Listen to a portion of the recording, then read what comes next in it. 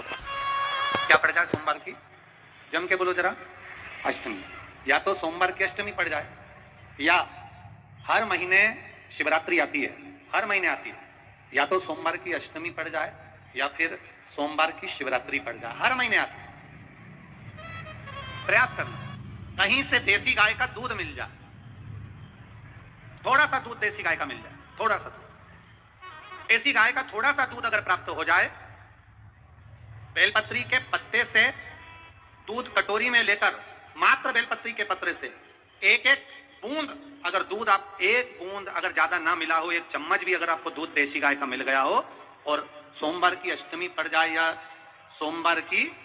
जम के बोलो, शिवरात्रि पड़ जाए, उसमें केवल अगर देसी गाय का दूध मिल जाए, जर्सी गाय का नहीं हो, देसी गाय का अगर दूध मिल जाए, बेलपत्री के पत्ते से,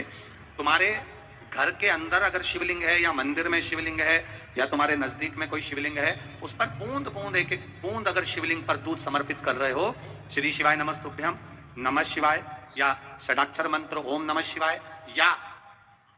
33 अक्षर का मंत्र महामृत्युंजय मंत्र, इसका स्मरण कर कर शिव जी पर देसी गाय का दूध समर्पित कर कर इस बेलपत्री को अशोक सुंदरी वाली जगह पर अगर आप समर्पित कर देते हैं, फिर आप जिस भी चीज के लिए अप्लाई करें, मेरा देवाधिदेव महादेव आपका हाथ पकड़कर खींचकर आगे बढ़ा ही दे। मेहनत करना, कर्म पूरा करना, पढ़ाई अच्छी करना, और पढ़ाई के साथ में विद्या अध्ययन करने के साथ में अच्छी मेहनत के साथ में देसी गाय का दूध भगवान शंकर को समर्पित करना, भगवान शंकर को समर्पित करना, देसी गाय का दूध धीरे धीरे धीरे धीरे समर्पित करना, भावों के साथ आप समर्पित करें। देसी गाय का दूध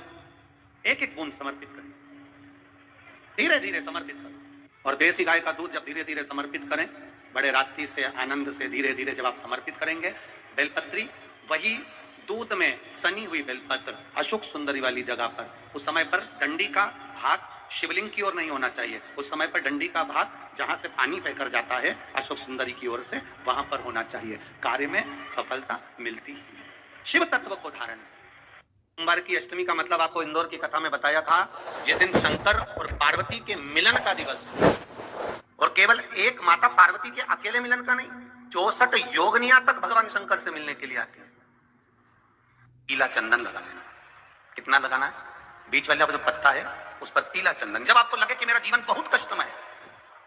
अब ये रोग, अब ये कष्ट दूर ही नहीं हो रहा, अब ये आए दिन तकलीफ पर तकलीफ बढ़ती जा रही है, आए दिन रोग बीमारी, पैसा घर में बच नहीं रहा, बहुत कष्टमय जीवन है, इसमें लगाओ पीला चंदन बेलपत्री की बीज पत्ती का,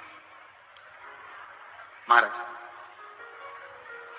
और बीज पत्ती पर जब चंदन लग जाए, लगने के बाद में ये दोनों पत्ती पर लाल चंदन लगा लीजिए। इन दोनों पत्ती के बीच में जो डंडी का भाग होता है, आपको कहा था, आपको स्मरण में होगा शायद, हमने जब बेलपत्री की महत्वता बताई थी तो उस बेलपत्री की महत्वता में कहा था ब्रह्मा विष्णु महेश ये 3 हैं, बोला था।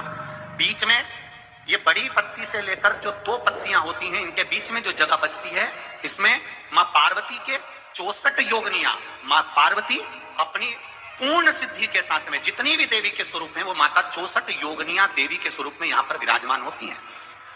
2 पत्ती के नीचे से जो डंडी होती है नीचे तक, ये पूरी डंडी में 33 कोटि देवी देवताओं विराजमान होते हैं इस पूरी डंडी के अंदर।